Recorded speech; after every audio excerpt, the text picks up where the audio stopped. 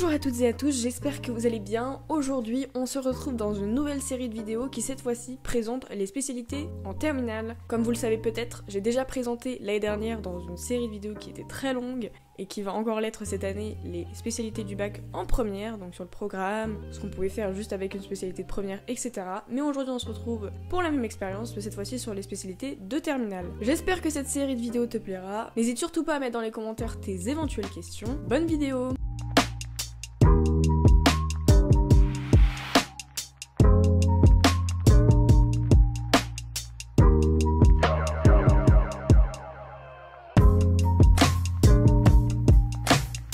Salut Justin. Salut Julie. Alors aujourd'hui on se retrouve tous les deux pour présenter la spécialité mathématiques de terminale. Du coup est-ce que tu peux te présenter et dire ton autre spécialité et ton option? Du coup je m'appelle Justin, je suis au lycée Louis Weiss et du coup je suis en terminale avec deux SP, l'aspect maths et physique et en plus l'option maths experte. Voilà. Alors je sais pas si la vidéo est déjà sortie mais du coup Justin nous a aussi présenté l'option maths experte. Mais du coup aujourd'hui on va parler du programme de la spécialité maths. Donc est-ce que tu peux nous dire un peu les thèmes que vous avez abordés cette année en spécialité? Alors il faut savoir que la spécialité maths de terminale, en fait c'est pratiquement la même qu'on a en première. C'est vraiment la continuité et l'approfondissement de ce qu'on a vu en première. Par exemple, du coup en première on voit les dérivés, et on va les revoir aussi en terminale en appliquant de nouvelles formules. Du coup il y a plusieurs axes. Cette fois j'ai pas fait de fiche, mais parce qu'il y en avait tellement, il y a tellement d'axes à présenter que j'aurais eu genre 15 fiches. Du coup on a du coup de la géométrie dans l'espace, des vecteurs, des plans, des droites, voilà, on va travailler sur ça. Pareil aussi, on a aussi les dérivés. On va travailler sur les dérivés, plein de formules différentes. Les primitives, qui est l'application inverse du coup. On va faire aussi des probas, variables aléatoires discrètes, plein de trucs dans ce style-là. On va aussi travailler de nouveaux chapitres, les intégrales, les équations différentielles. On va aussi travailler du coup des choses un peu plus restreintes qui nécessitent qu'un seul chapitre. Par exemple, la fonction exponentielle, on l'a vu en première. Là, on va la revoir en travaillant aussi sa fonction copine, enfin je sais pas, c'est la fonction logarithme du coup, et c'est à peu près tout ce qu'on va voir. C'est juste du coup là, comme je disais, c'est de l'approfondissement et continuer avec ce qu'on a déjà fait en première en fait, c'est tout. Alors du coup, j'aimerais qu'on parle un peu des avantages de prendre la spécialité maths, enfin des maths en général, parce qu'il existe aussi l'option maths complémentaire qui permet d'arrêter les maths en fin de première mais de quand même garder un niveau. Pour toi, tu penses que quel est l'avantage à prendre la spécialité et pas maths complémentaire? Alors ce qui est bien avec la spécialité, c'est qu'en fait ça offre beaucoup de débouchés. En fait, si on regarde bien sur Parcoursup, pour plein de formations scientifiques aussi, ça je précise, il y a marqué les spé qui sont demandés. Et si on remarque bien, dans plein de formations, en physique, en chimie, en maths naturellement, et ils vont demander 2 spé. Ça va être soit par exemple maths et sciences de l'ingénieur, ou maths et physique-chimie. Et en fait, maths revient à chaque fois. C'est vraiment genre ce qu'il faudrait prendre et ce qui est demandé à chaque fois si jamais on veut faire une formation scientifique. Et c'est pareil pour les formations en économie, en gestion, etc. Limite, c'est plus important de faire maths que SPSES, ce qui est assez triste, mais voilà. Du coup, l'avantage des maths, c'est que ça sert dans énormément de domaines, sauf dans les domaines littéraires bien évidemment. Mais du coup, c'est vrai que c'est un réel avantage pour votre formation. Après, bon, c'est une spécialité, donc il y a une épreuve à la fin de l'année. Du coup, on va directement directement changer de sujet. On va parler de l'épreuve coefficient 16. Comment elle se déroule, combien de temps elle dure? Du coup, c'est une épreuve de 4 heures et c'est tout en fait. Il n'y a pas grand chose à faire pour valider l'aspect maths. Il n'y a pas, par exemple, comme on pourrait voir en LCE anglais, en oral et tout, il n'y a pas de TP comme on pourrait le voir en physique ou en SVT. Mais par contre, il y a aussi le grand oral. Et le grand oral, en fait, on peut passer sur l'aspect maths. Du coup, c'est juste une épreuve de 4 heures, plus le grand oral qui est lié à l'aspect, rien d'autre. Et en général, c'est pas... les exos, ils sont... Ouais, c'est que des exos.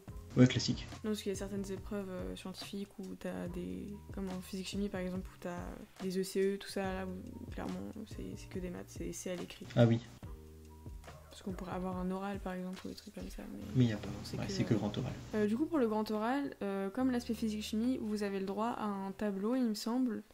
Est-ce que tu as un peu plus d'informations sur comment peut se passer une épreuve de grand oral pour la spécialité maths, parce que c'est un peu abstrait? Alors moi-même, je sais pas trop comment ça se déroule, je sais juste en fait qu'on a le droit, je crois qu'on n'a pas vraiment le droit à de vrais supports. En tout cas, les supports, on doit les créer pendant la préparation, c'est tout.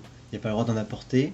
Et on a le droit d'écrire au tableau, je crois, quand il y a des choses importantes, c'est-à-dire des dates par exemple, ou des éléments vraiment clés pour notre oral. Sinon, j'en sais pas plus que ça en fait. On a un peu parlé des débouchés tout à l'heure. Est-ce que tu veux en citer quelques-uns ou je m'en charge? Enfin, qu'est-ce qui te vient à l'esprit quand on parle de maths? Alors, maths, très simple. Fait maths, forcément, ceux qui adorent les maths et qui veulent un peu de challenge, bah la prépa MPSI, c'est fait pour vous parce que du coup, c'est vraiment de la, comment dire, c'est une prépa qui est vraiment centrée, c'est celle qui est le plus centrée sur les maths. Après, en deuxième année, elle s'oriente plus vers MP, maths physique, et là, vraiment, c'est purement des maths. Et si vous prenez l'aspect maths, et bah du coup, vous pourrez faire ça. Pareil en PCSI, c'est aussi recommandé. En licence aussi, mathématiques, physique, chimie, c'est bien recommandé. C'est des exemples comme ça à peu près. Après, il existe aussi des prépas, je crois que ça s'appelle ECG, c'est les prépas économie, tout ça. Ouais. Je sais que y a en prépa ECG, il me semble qu'on peut demander, enfin il y a comme des spécialités ou un enseignement approfondi. Et je crois qu'il y a maths qui existe.